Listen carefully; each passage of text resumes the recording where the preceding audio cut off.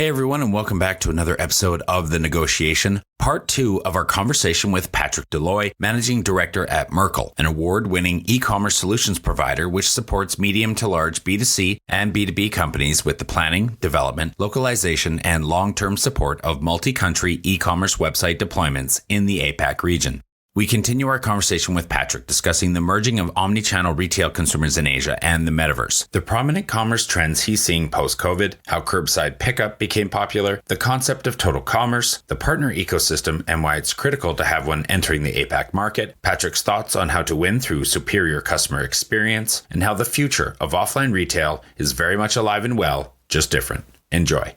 Things like lining up at a point of sale at some point will disappear, right? Because I think everyone can agree this is not a great experience. There's literally nothing valuable you can do while waiting at a point of sale. These things will go away. And I think even something you called out earlier, AR, VR, mixed reality, these concepts will come more to the forefront, and they will be driven also by mobile technology, by the Internet of Things, etc. So all of this does take a little bit of time. It's important to go from this, hype phase where everyone talks about it, but there are no real use cases, into there actually being real use cases. Pricing, works as well within that whole model, and the user acceptance follows. Home to over 4 billion people, the Asia-Pacific region boasts one of the most powerful consumer markets on the planet. Not only is it home to half of the world's under 30 population, but it's also home to more than half the world's internet users. It's a market that no globally minded organization should ignore. But entering markets like China, Japan, or Southeast Asia is no easy task. Just ask the likes of Microsoft, Google, Uber, and Facebook.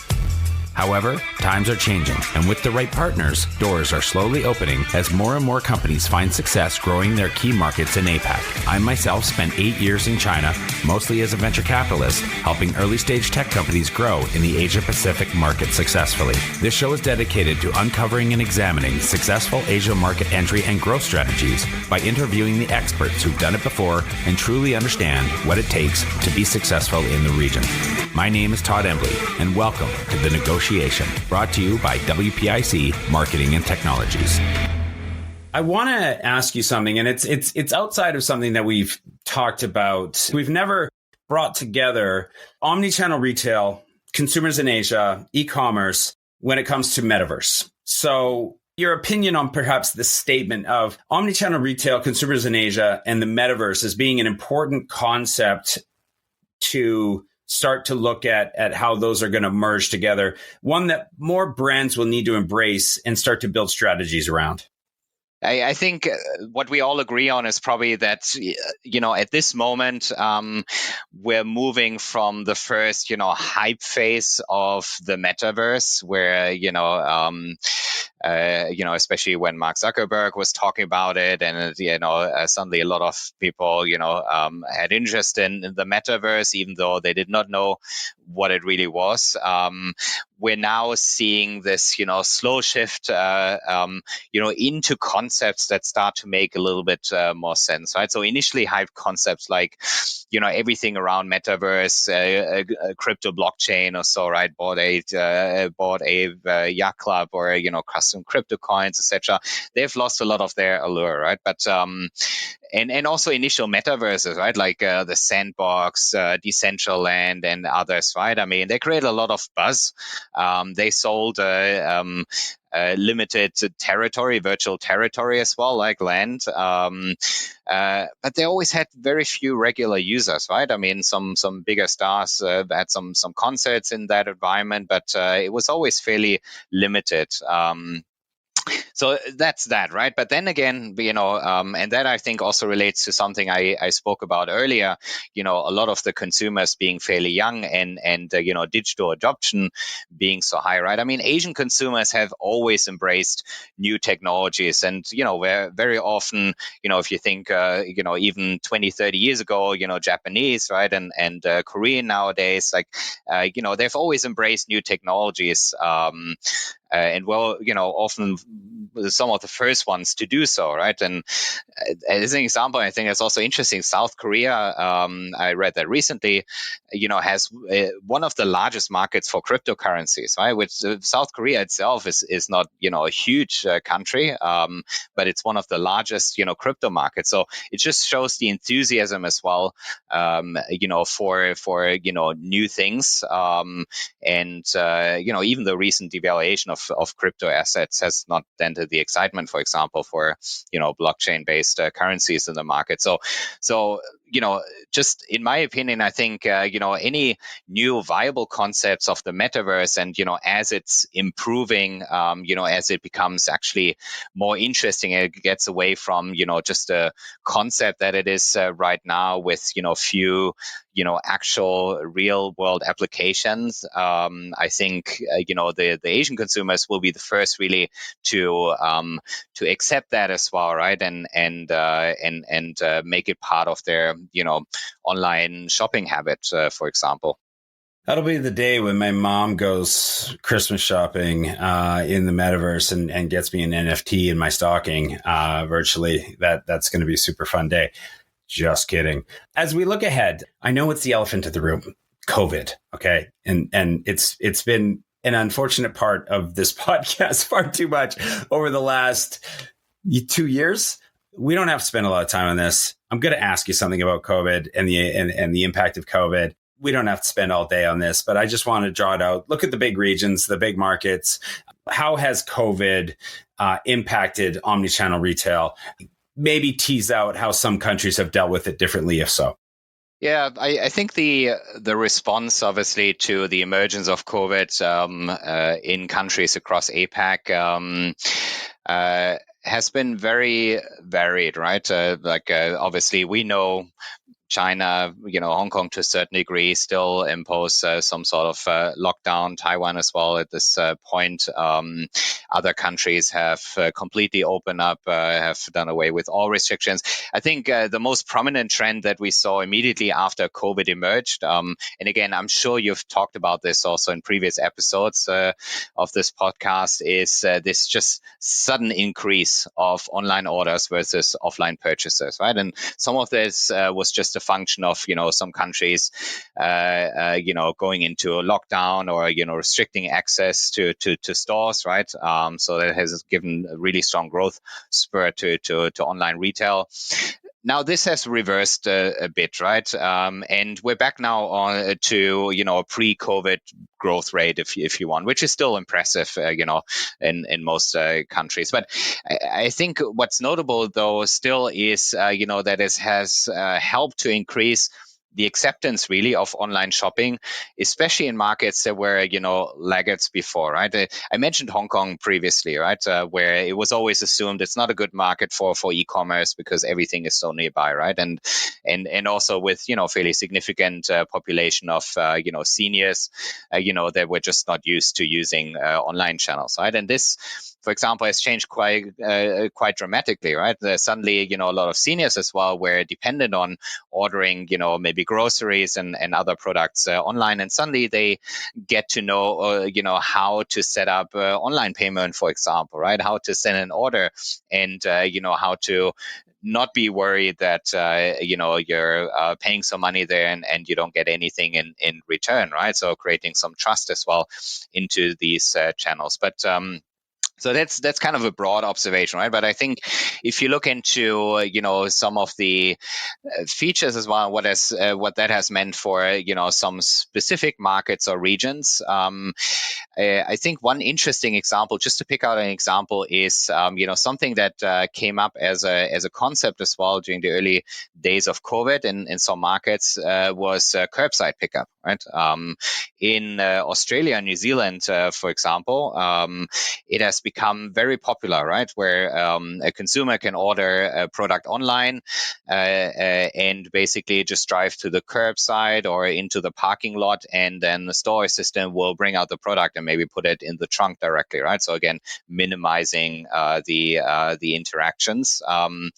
and the contacts exactly, and this is a concept that has worked quite well in Australia, and it continues to work well in markets like Australia, where a lot of people use cars. Of course, it wouldn't work at all in markets like Hong Kong or Singapore, right? Because you usually you can never park curbside, or there are very few parking lots, right?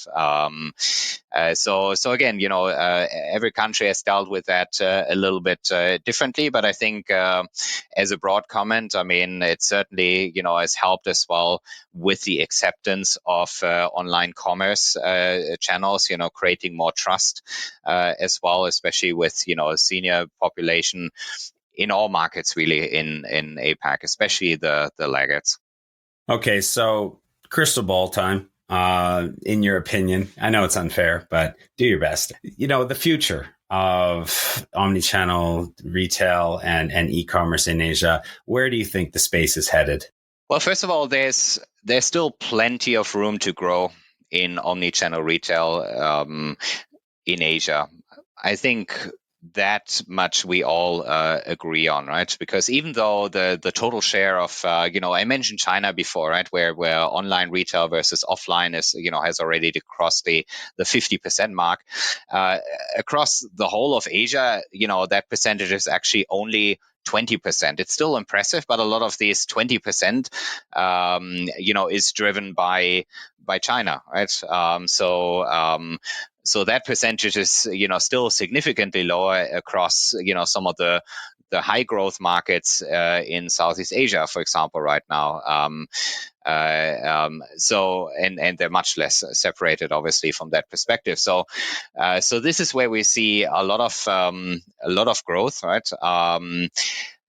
Just in terms of the pure number of users, right? Because there's still a big pool of consumers that have not done a lot of online commerce transactions yet. Have not ordered a lot on D2C channels online. So this is just a pure numbers game. But I think the other thing, especially in markets that are maybe a little bit more advanced, a little bit more saturated to a certain degree, we definitely will see an increased focus as well on really a great user experience.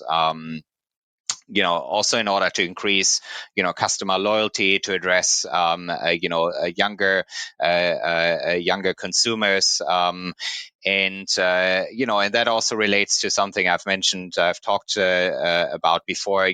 This concept of always shopping. We call it total commerce, really. Where brands really need to create a seamless experience, across both online channels and then integrated with offline channels, right? Because offline commerce will continue to have its place, right? It will be more places of experience. But again, the lines will blur more and more, and consumers will more and more expect that whatever they do offline is reflected online. Whatever they do online is recognized offline. And, just things like lining up at a point of sale at some point will disappear, right? Because I think everyone can agree this is not a great experience, right? I mean, there's literally nothing valuable you can do while waiting at a point of sales, right? So, these things will go away. And I think even something you called out earlier, AR, VR, mixed reality, I think these concepts will come more to the forefront, and they will be driven also by mobile technology, by the Internet of Things, etc. So all of this, does take a little bit of time. But again, it's important to go from this, hype phase where everyone talks about it, but there are no real use cases, into, there actually being real use cases. The pricing, works as well within that whole model, and the user acceptance follows.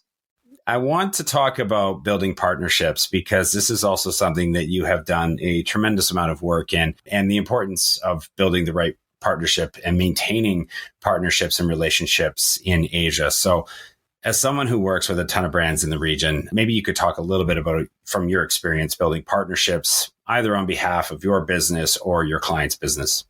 Well, given that the ecosystem is really fractured across APAC, it's not a single market. These are very different markets. The partner ecosystem is really critical, absolutely, for any kind of merchant, for brands, to operate well in all of these markets, right? And the good thing, though, if I say the market is very fractured, the ecosystem is very fractured. There's still some regions which can be grouped to a certain degree, especially in terms of the typical partnerships that an emergent would need to have in these markets, and these regions tend to be from north to south. Japan, sometimes together with Korea, we see quite a few brands that kind of group Japan and Korea together a little bit. Mainland China, obviously, which is just its own ecosystem because it's just so big. Sometimes now Hong Kong, goes into that fold as well, and more so, I guess, in the future. Taiwan is a little bit separate. Sometimes that's also grouped together with maybe Korea, Japan, or Southeast Asia.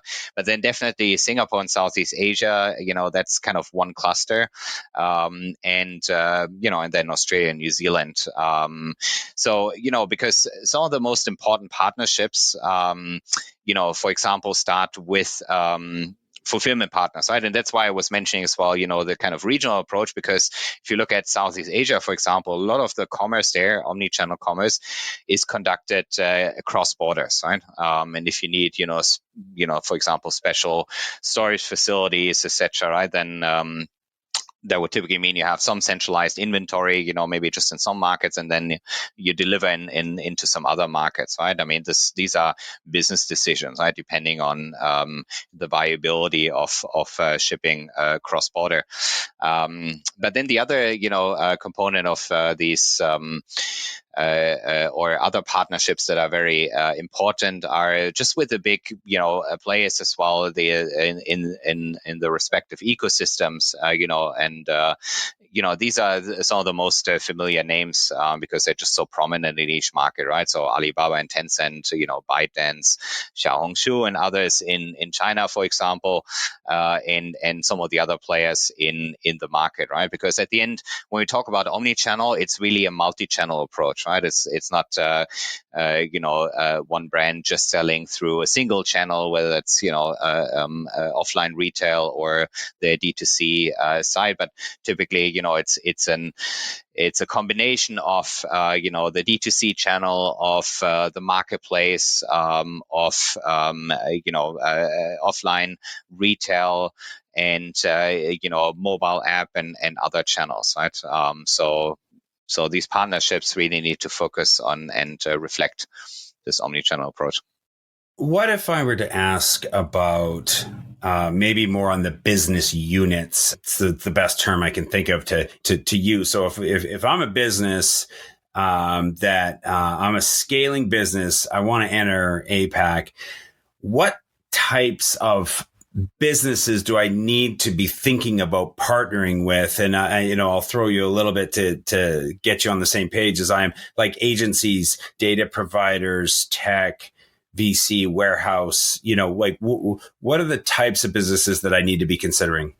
You've already called out agencies, and I'm, saying that, of course, being fully conscious that I'm also an agency. You don't go somewhere like Asia on your own. We have absolutely established that. We've had dozens of guests trump that, that same theme of like, do not do it by yourself, please. Yeah.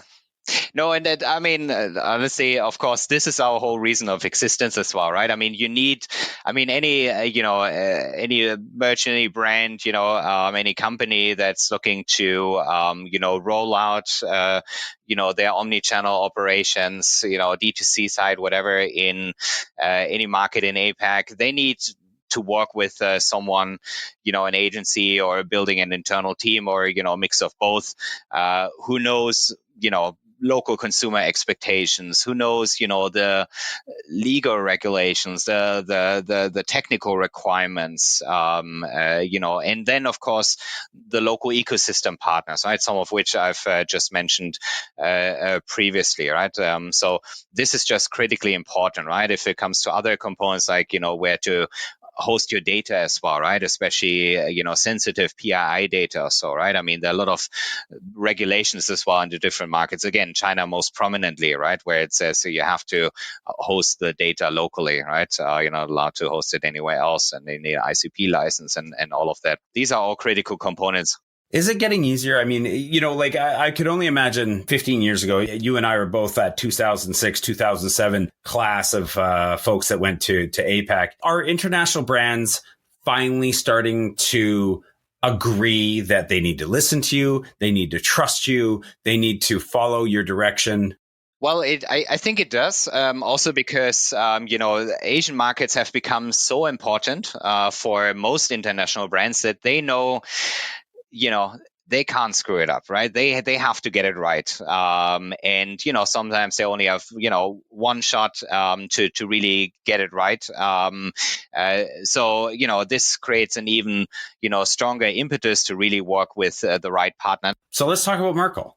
Tell us, what does Merkle do and what do you do for your clients and customers? And then on the back of that, go with that one first. Come back after that and talk to us about what customer experience really means to you and why brands really need to focus on that. Well, for us, customer experience is everything, really. The way we look at it, really, only a superior customer experience will make consumers real and loyal advocates for a brand. So only, superior customer experience can help brands as well to outgrow their competition. We've seen it, so many times with, companies that have, some companies that have propelled themselves from obscurity to standout growth. And the main factor of this was really superior customer experience. So the question then becomes, how can we enable a superior customer experience? And this is really at the core of what we do at Merkle. So we separate this into three broad areas. Customer experience strategy, which is where we define basically the overall transformation strategy. We set the North Star, we create the roadmap, right? Because again, it's not a short-term play, right? Everything has to have a, longer-term purpose as well, also to make sure you don't end up in a cul-de-sac, right? And you basically have to turn around and redo everything. And that coupled with data transformation, which is, the part where we look at, the most productive use of data, and use data as an enabler, really, customer data, analytics data, business data, etc. Use that as an enabler for digital transformation, which is then basically putting all of this into practice through the use of technology, right? And whether that's commerce platforms or, a CM, CDP, or, other business systems, backend systems, etc., right? This is where it all comes together, basically, in terms of the systems and processes. Last question for you. The future of offline retail. Should we be selling all our shares and stocks in, commercial buildings and shopping mall companies? Are we going to be okay? Well, I'm not going to comment on the state of the stock market right now. Well, I guess some of them are publicly listed companies. Yeah, for sure. But don't sell your stakes, holdings yet. But because something I've mentioned before, offline retail, I think, there was this, almost, common theme, 2, 3, 4 years ago that offline retail will go away. It will not, right? It will persist. I think that much is clear. But again, something I've mentioned before is really that, it will persist if it offers the right value, right? And the value for offline retail now is experience, getting people out to experience something. So, and not the shopping itself, right? Because if I think about some product I need, groceries I need, in many cases, it's just easier for me nowadays to make that purchase online, right? So the experience is really what gets me out, maybe together with, gets me together with friends, to go out, to go to malls, etc., right? And this is what we see all around, right? Malls that create their own experience, that use a common space for experiences, and that's great, right? Because I mean that's good for the consumers, and everything that we consider for a great online experience also applies to a retail environment, an offline retail environment. Like as a brand, I want to entertain my customer, I want to offer the right products at the right time. Obviously, I want them to talk positively about their experience with my brand, and I want to make the buying process also as easy as possible, right? So again, this is also where traditional retail has to adapt, right? To not make people wait at point of sales, or not have, if you go into a store and you really like a product and that product is not available, right? You shouldn't be, as a store assistant, be in a position to say, sorry, we don't have it. I'm not sure, when we get it back, come back maybe a week later, because that consumer will not come back, right? The ideal scenario is here that the in-store assistant has the right in-store technology to, for example, make an order on behalf of their customer who's standing right there, right? And just, do a credit card transaction right on the spot, right? Because then for the consumer, great, the product will be delivered maybe same day or tomorrow, from another store or central inventory. It's already paid for. It will be delivered to home. No hassle. That's exactly what consumers expect from offline retail. Yeah, I completely agree with the experience. I think even if they put Disneyland in some sort of virtual world, it probably wouldn't be the same experience. So I'd prefer to do it offline. But this is where, interestingly enough, live commerce in Asia is so fascinating, because it's not like you're seeing a 2D image or even maybe a 3D. You can turn it around or something, but somebody's holding it, somebody's talking about it, they're feeling it, they're describing it, everything about the texture or the color or the weight or what have you. It does add a lot of extra elements to the experience. And until the day when we can jump on and talk to another human being who just happens to have all of the inventory of the store at their disposal, where they can just reach and grab and show and discuss and answer all of your questions and be able to talk to a real person. I think offline retail is definitely going to serve a purpose. I just don't know if we're going to be able to call it retail specifically, as we kind of have this connotation of purchase attached to that word.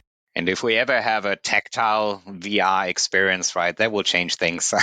Because yes, then we can actually see and feel products, without going out. We're a long way from away from that, but we are actually at the end of the show. So Patrick Deloy, Managing Director of Merkle, thank you very, very much for coming on the show today. Thank you. All right. For everybody who's watching us on our YouTube channel, don't forget that we do have audio only. You can listen to the podcast on all the major podcasting platforms, including Spotify, Apple Podcasts, Google Play. Everything is available on there. And if you're listening to us on the podcast audio only, don't forget we do have the YouTube channel. You can come and catch me and my conversation with Patrick on there. So thanks very much to everybody for listening and or watching, and we'll see you next time. Growing a company is hard. Doing it in a foreign market, exponentially so. The best piece of advice I can give you is not to do it alone. When you start looking at the Asia Pacific region for further expansion possibilities, and I sincerely hope you do, make sure you choose the right partners to do it with. My good friends at WPIC Marketing and Technologies have almost 20 years of experience helping brands, just like yours, enter China, Japan, and Southeast Asia. I hope you enjoyed this episode of The Negotiation, and if you're interested in being a guest or want to connect with me or any of our team, please reach out to us at podcast@wpic.co, and be sure to rate, comment, and subscribe wherever you get your podcasts.